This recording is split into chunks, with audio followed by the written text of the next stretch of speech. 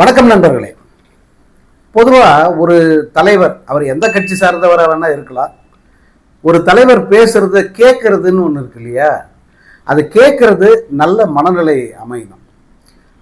அந்த நல்ல மனநிலையில் நம்ம கேட்க ஆரம்பிக்கிறோம்ல, அந்த பேச்சு நம்ம மனநிலையோட ஒத்து போயிட்டா நம்ம அதை நேரம் போகிறதே தெரியாமல் கேட்போம். அப்படி இல்லாமல் ஒரு சிலர் பேசுறது ஆரம்பிக்கும் போதே நம்ம உடம்பெல்லாம் எரிய ஆரம்பிச்சிடும். அவ்வளோ கோபம் வரும், அவ்வளோ இரிட்டேட்டிங்காக இருக்கும்.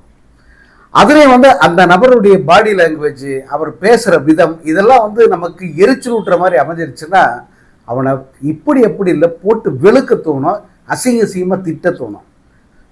உண்மையாகவே தொலைக்காட்சியில் இந்த விஜய்ன்ற சனியை இந்த திருநெல்வேலியில் இன்னைக்கு பேசுனதை கேட்கும்போது அவன் பேசின ஒவ்வொரு வார்த்தைக்கும் மிக கேவலமாக நான் திட்டிக்கிட்டே தான் அந்த பரப்புரையை நான் பார்த்தேன். அந்த பரப்புரையை பார்க்க நேர்ந்தது ஒரு மிகப்பெரிய அவமானமாக நான் நினைக்கிறேன். அது ஏன்னா இப்படியெல்லாம் போய் கேட்கணுமாடா.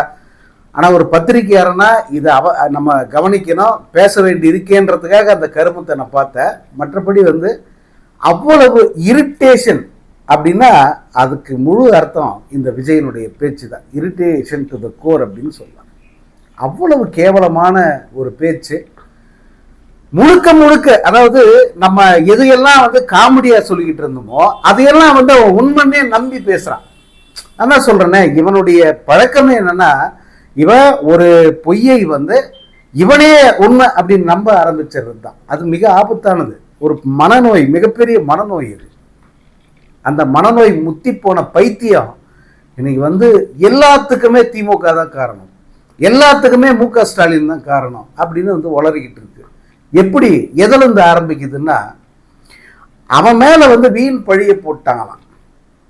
கரூர் சம்பவத்தில் தொடங்கி அவன் அரசியல் கட்சி ஆரம்பிச்சதுல இருந்தே அவன் மேல தூக்கி பழிய போட்டாங்களாம். மிகப்பெரிய தடையை ஏற்படுத்திட்டாங்களாம். இவனை எங்கேயும் பேச விடலையா, இவனை வெளியே வர விடலையா? யோசிச்சு பாருங்க நண்பர்களே. இவன் என்னைக்காவது ஒரு முயற்சி எடுத்து ஒரு விஷயத்தை செஞ்சிருக்காளான்னு நீங்க யோசிச்சு பாருங்க. எந்த விஷயத்துக்குமே இவன் முயற்சி எடுத்ததே கிடையாது. ஒரு கூட்டம் போடணும், ஜனங்க கிட்ட போய் பேசணும், இயல்பாக அந்த கூட்டம் அமையணும், அப்படிப்பட்ட எண்ணம் இவனுக்கு கிடையாது. ஏன்னா இவன் ஒரு தீய சக்தி. அதனுடைய விளைவு, இவன் ஒரு கூட்டம் போட்டால் அதுக்கு மிகப்பெரிய ஒரு ரசிகர் கூட்டம் கூடணும், அது ஏதாவது ஒரு சர்ச்சையை ஏற்படுத்தணும், அங்கே ஒரு 4-5 உயிர்களாவது பலியாகணும் அப்படின்னு எதிர்பார்க்கிற ஒரு இல் மைண்டட் பர்சன் இந்த விஜய். அதனால் எதையுமே இவன் சாதாரணமாக செய்கிறத ஒரு வழக்கமாக வச்சுக்கல. எதையுமே இவன் சாதாரணமாக செய்யக்கூடாது, வழக்கத்துக்கு மாறாக தான் எல்லாத்தையும் நடத்தணும். அப்படித்தான் என்னுடைய ஒவ்வொன்றும் இருக்கிறத நீங்கள் பார்க்கலாம். இப்போ அந்த கரூர் சம்பவத்தை எடுத்துக்கோங்க. நான் பலமுறை நம்ம பேசியிருக்கோம். இந்த கரூர் சம்பவத்தில் யாருடைய தவறு? வெட்ட வெளிச்ச உலகத்துக்கே வெட்ட வெளிச்சம். இது முழு தவறும் விஜயோட இது. விஜய் தாமதமாக வந்தது, எந்த ஒழுங்குமுறையும் கடைபிடிக்கப்படாதது, அதே போல அந்த கூட்டத்தை கட்டுப்படுத்த தவறியது, அவர்களுக்கு அடிப்படை வசதிகள் செய்து தராமல் போனது, இது அத்தனையும் யாருடைய பொறுப்பு, யாருடைய தவறுன்னா முழுசும் விஜயோட தவறு. ஆனா அந்த பழியை தூக்கி மேல போட்டாங்கன்றான். எதுடா பழி? கரூருக்கு நீ வாடா வாடா வாடான்னு திமுக கூப்பிட்டுச்சா, அல்லது கரூர் மக்கள் உன்னை கூப்பிட்டாங்களா? கரூருக்கு வரன்னு வந்தது யார்? நீ தான். இத்தனைக்கும் அது உன்னுடைய லிஸ்ட்லேயே கிடையாது. ஜனவரி மாதம் நீ போய் பேச வேண்டிய கரூரில் 2 மாதம் முன்னாடியே போய் பேசினது யாரு? நீ தான். வேணும்னே அந்த ஷெட்யூலை மாற்றி திமுக அதிமுகவுக்கு தன் பலத்தை காட்ட வேண்டும் அப்படிங்கிற அரிப்புல கரூருக்கு போய் நின்ன கம்நாட்டி. அதனுடைய விளைவு தான் அங்கிருந்த மக்கள். அந்த மக்களை கூட வான்னு கூப்பிட்டது யாரு?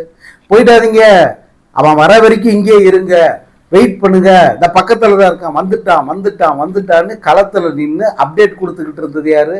அந்த வீணா போன அந்த புண்ணாக்கு மண்டைய அந்த புஷி ஆனந்த். ஒவ்வொரு அந்த பாயிண்ட்டுக்கே போகக்கூடாதுன்னா, அங்கே போனால் ஜனங்க செத்துருவாங்க, பெரிய நெரிசல் ஏற்படும்னு போலீஸ் சொன்னதை மீறி நான் அங்கே தான் வண்டியை கொண்டு போய் நிப்பாட்டுவேன் அப்படின்னு சொல்லி அந்த வண்டியை கொண்டு போக வச்ச அந்த வளர்ந்து கிட்ட நாதாரி, கூடவே இருந்த ஒரு சதிகாரன் ஜான் ஆரோக்கியசாமின்ற ஒரு புறம்புக்கு இந்த நாய்கள்லாம் சேர்ந்து தான் அத்தனை பேர் கொன்னாங்க. அவ்வளோ பெரிய ஒரு ஸ்டாம்பிங் நடப்பதற்கு காரணமாக அமைஞ்சது முழுக்க முழுக்க இந்த தற்கூரிகளோ இந்த தருதல தலைவனும் தான். ஆனால் பழியை தூக்கி ஏமால போட்ட யார் மேலே போட்டாங்க? இந்த போலீஸ் இவனை அப்படி ஸ்டாலின் இந்த போலீஸ் வச்சு இவனை அப்படி தடுக்கிறாரு. எங்கேயுமே போக முடியல, எங்கேயுமே பேச முடியல. டேய், நல்ல கேவலமாக அசிங்கமாக திட்ட போகிற, உன்னை கைது கூட பண்ணல, உன் மேலே குறைந்தபட்சம் ஒரு எஃப்ஐஆர் கூட போடல, உன்னை வந்து இந்த விஷயத்தில் உன்னுடைய மனசாட்சியை உன்னை உறுத்தி உன்னை சாவடிக்கணும்னு சொல்லிட்டு அப்படியே விட்டுட்டாங்க தமிழ்நாடு அரசும் காவல்துறையும். அதனுடைய அதுதான் வந்து உனக்கு இப்போ அங்கே குத்துது. ஏன்னா உன்னை ஒரு பொருட்டாக கூட வந்து அவங்க இதில் எடுத்துக்கவே இல்லை. நீ தான் காரணம். ஜனங்க எல்லாரும் சொல்கிறாங்க, அத்தனை அரசியல் கட்சிகளும் கேவலமாக காரி துப்புறாங்க, அத்தனை பத்திரிகையாளர்களும் களத்தில் இருந்து அரசியல் விமர்சகர்கள் உள்பட அத்தனை பேரும் இதற்கு முழு காரணம் விஜய் தாங்கிறத 99.99% வந்து சொல்லிட்டாங்க. அதை தாங்க முடியல. அதனுடைய விளைவு வந்து என் மேல பழி போடுறாங்க, என் மேல பழி, உன் மேல பழி போடாம வேற யாரு மேல பழி போடுவாங்க? யார் அதுக்கு பொறுப்பேற்றுக்குவாங்க? உனக்கு பொறுப்பெடுக்க துப்பு இல்லை. ஏன்னா நீ ஒரு தலைவனும் இல்லை, மிகப்பெரிய தற்குறி நீ அப்படிங்கிறத நீ நொடி நீயே வந்து நிரூபிச்சுக்கிட்டு இருந்தா அது யார் பொறுப்பெடுத்துக்குவாங்க? நீ தாண்டா ஏற்றுக்கணும். உனக்கு அதுக்கு துப்பு இல்லை. பழியை தூக்கி எம்எல்ஏ போட்டாங்க. அப்புறம் இப்போ ஸ்டாலினுக்கு வந்து பவர் இல்லையா, தேர்தல் ஆணையத்துக்கு தான் பவர் இருக்கான்.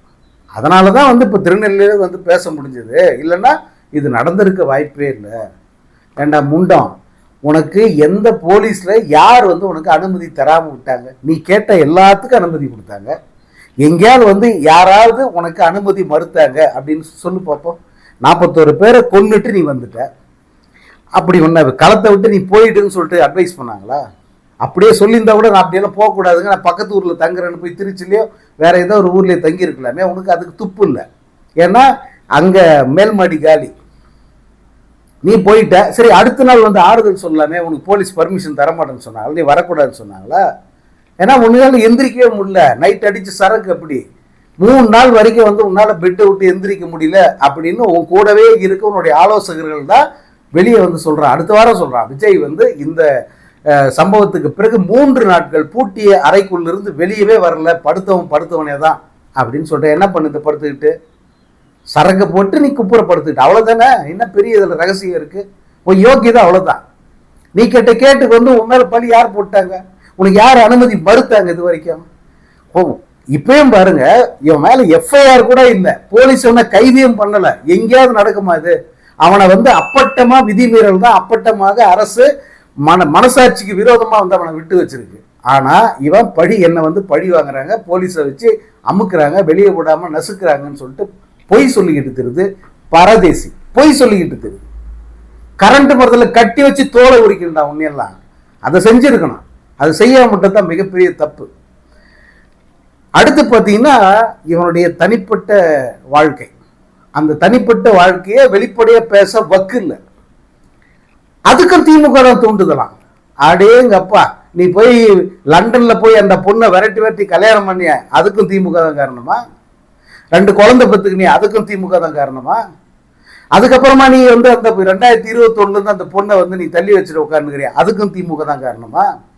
நீ அதுக்கப்புறம் கள்ளத்தொடர்பு வச்சுக்கிட்டே, அதுக்கும் திமுக தான் காரணமா? கள்ளக்காதலி கூட ஊரை சுத்திரி, அதுக்கும் திமுக தான் காரணமா? இன்னும் பல தொடர்புகள், பல நடிகைகள் கூட ஊர் மேய்ச்சிக்கிட்டு இருக்கிய, அதுக்கும் திமுக தான் காரணமா? சொல்றா, உண்மையிலே அப்படித்தான் அப்படின்னா அதையும் சொல்லி தொலை. எல்லாத்துக்குமே திமுக அப்படிங்கிறது எவ்வளவு கேவலமா இருக்குது கேட்கறதுக்கே. உலகத்துல எவனாவது அதாவது இதை வந்து அவன் நினைச்சுக்கிட்டா இது நேரேட்டிவ், நம்ம செட் பண்ணிட்டோம், பெருசா ஒர்க் அவுட் ஆகும், எலெக்ஷன்ல அத்தனை பேரும் திமுக திமுக திமுக தான்டா எல்லாத்துக்கும் காரணம். ஏண்டா நாயே, உனக்கு நீ எக்கேடு கட்டு போனா யாருக்கு என்ன பலன்? அதுல நீ நல்லா இரு, நாசமா போய் எக்கேடு கட்டு போ. அதனால பொதுமக்களுக்கு ஏதாவது இம்மி அளவு சாதக பாதகம் ஏதாவது இருக்கா? அவன் ஏன்டா கவலை பண்ணா? சரி, திமுகவே செஞ்சதுன்னு தான் நீ சொல்ல வரியா? திமுக செஞ்சது, இதனால மக்களுக்கு ஏதாவது பாதிப்பு ஏற்பட்டுருச்சா? நீ நாசமா போனாயே, மக்களுக்கு ஏதாவது பாதிப்பு வந்துருச்சா? அவன் ஏன்டா கவலைப்படுறான் அதை பத்தி? திமுகவுக்கு ஓட்டு போடாத. அதாவது இவன் ஒரு பெரிய இவன் பெரிய நல்ல வருது வாயில, இவன் பெரிய புண்ணாக்கு மயிறு. இவனை பார்த்து எல்லா கட்சியும் பயந்து நிக்குதான். டே நான் ஏன் உன்னதான் ஒருத்தரும் ஒரு ஆளை கூட சீந்தவே இல்லை. நான் எனக்கு இதுல பொறுமையை, இதுக்கு மேல வந்து இவனை மரியாதையை பேசுறதுன்றது ரொம்ப ரொம்ப அசிங்கமாகுது எனக்கு. உன்னை ஒரு ஆளவே மதிக்கல யாரா? முதல்வர் பதில் சொல்ல மாட்டேன்றாரு. முதல்வர் உன்னை ஒரு அந்த ஒரு செத்த பாம்பை கூட வந்து அப்படி ஓரமா தள்ளி விடுவாங்க. அந்த லெவலுக்கு கூட உன்னையெல்லாம் வந்து அவங்க ஒரு பொருட்டை எடுத்துக்கல. அல்லது துணை முதல்வர் உன்னையெல்லாம் ஒரு ஆளவே கண்டுக்கல, அல்லது கனிமொழி நீ எல்லாம் நீ எங்கடாகிற நாயேன்னு கேட்குற மாதிரி தான் வந்து அவங்கெல்லாம் உன்னை டீல் பண்ணுறாங்க. அல்லது எடப்பாடி பழனிசாமி அவர் எப்பயாவது தான் ஒரு ஸ்ட்ரோக் அடிப்பார், ஆனால் இந்த வாட்டி என்னமோ தெரியல, அவர் பெரும்பாலும் வந்து விட்டுட்டார் இவன் வந்து அவர் தொகுதியில் இவனுடைய வேட்பாளரே ஓடி போயிட்டான். மற்ற கட்சி தலைவர்கள் பெரும்பாலும் யாருமே வந்து இவனையெல்லாம் ஒரு ஆளை எடுத்து சீரியஸாக எடுத்து பதில் சொல்றதில்ல. அப்பப்போ சீமான் அடிப்பார். இப்போ சீமான் கூட வந்து எதுக்கு இவனை போய் அடிச்சுக்கிட்டு டைம் வேஸ்ட் பண்ணி, இதுக்கு பதில் வந்து நம்ம வேற ஏதாவது உருப்படியாக 4 விஷயத்த பேசலாம், அப்படி ஒரு முடிவு எடுத்து அவர் பேசிக்கிட்டு இருக்காரு.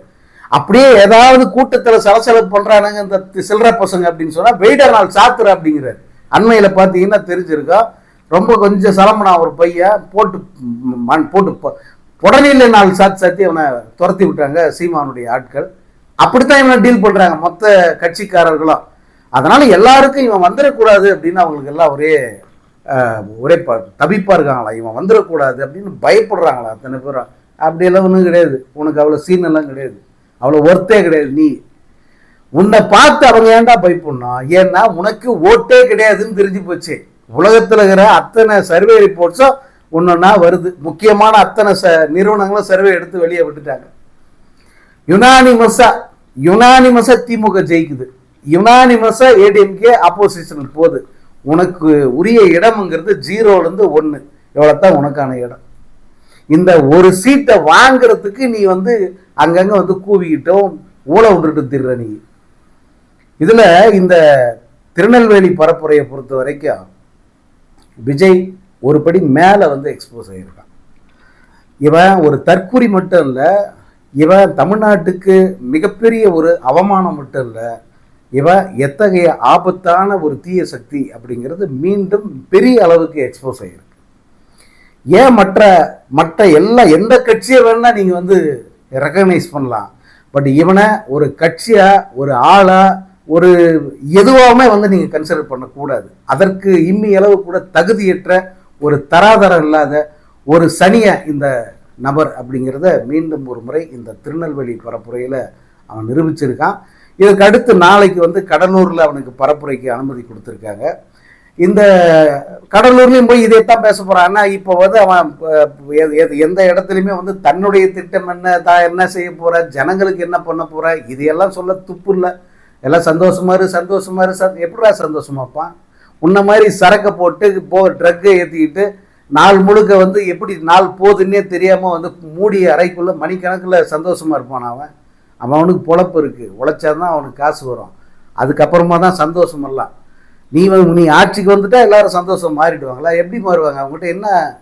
உங்ககிட்ட என்ன திட்டம் இருக்குது, அந்த சோர்ஸ் என்ன இருக்குது, நீ என்ன செய்ய போகிற, நீ யார், முதல்ல உனக்கு என்ன தகுதி இருக்குது, ஒவ்வொருத்தரும் இங்கே என்ன டேலண்டட் ஆட்கள் இருக்காங்க, இது எப்படிப்பட்ட மாநிலம், இங்கே இருக்கிறவங்க எப்படிப்பட்ட அரசியல் புரிதலோடு இருக்கிற மக்கள் இவங்க, நீ யாரா, நீ உனக்கு என்ன தகுதி இருக்குது, என்ன ஆள்றதுக்கு உனக்கு என்ன தகுதி இருக்குது?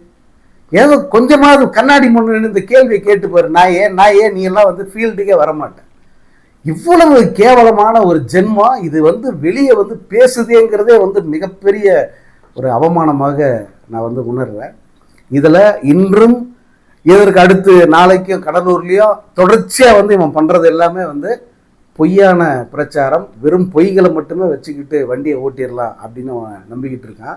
அண்மையில் வந்து நிறைய இந்த நேர்காணல்கள், அதை குறிப்பாக பொதுமக்களுடைய கருத்துக்களை வந்து நான் பார்க்குறேன். நான் திரும்ப சொல்கிறேன், அந்த மக்கள் என்ன நினைக்கிறாங்க அப்படிங்கிறத நிறைய எக்ஸ்போஸ் பண்ணுறாங்க. இப்போது அப்படி பலதரப்பட்ட மக்கள் அவங்கக்கிட்ட ஸ்பெசிஃபிக்காக இந்த தருதலை பற்றி தான் கேட்குறாங்க.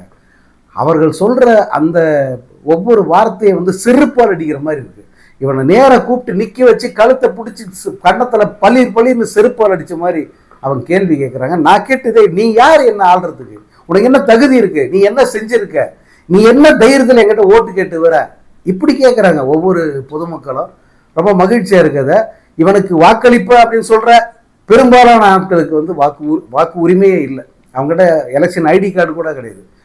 இந்த நபர்கள் தான் வந்து இவனுக்காக அந்த வண்டியில் ஓடி போய் விழுறது, தொடர்ச்சியாக வந்து பைத்தியகாரத்தனத்தை பண்ணிட்டு பார்பாரி கூட்டம் மாதிரி ஒரு காட்டு மிராண்டி ஜென்மங்கள் மாதிரி வந்து சுற்றிக்கிட்டு தெரியுதுங்க. பட் இது ஒரு நல்ல, ஒவ்வொரு நாளும் இவன் வந்து எவ்வளோ தூரத்துக்கு கத்துறானோ எவ்வளோ தூரத்துக்கு கதறானோ அவ்வளவுக்கு அவ்வளவு தமிழ்நாட்டு மக்கள் தமிழ்நாட்டு வாக்காளர்கள் இரிட்டேட் ஆகிறாங்க, கோபப்படுறாங்க. குறிப்பாக பெண்கள் தாய்மார்கள் போய் பூத்துக்கு போய் வாக்களிக்கிற பெண்கள் அவர்கள் மனதில் ஏற்படுகிற கேள்விகள் அவங்களுடைய அந்த கோபமெல்லாம் இருக்கு. அதையெல்லாம் வந்து அவன் இன்னும் பார்க்காம தான் உளறிக்கிட்டு திருந்தது. சந்தோஷம் சந்தோஷம் சந்தோஷம்ட்டு. ஏன்னா சர்ச்சில் பாட்டு போயிட்டு தான் நினப்பேன், உனக்கு அவனை இருக்குடி உனக்கு.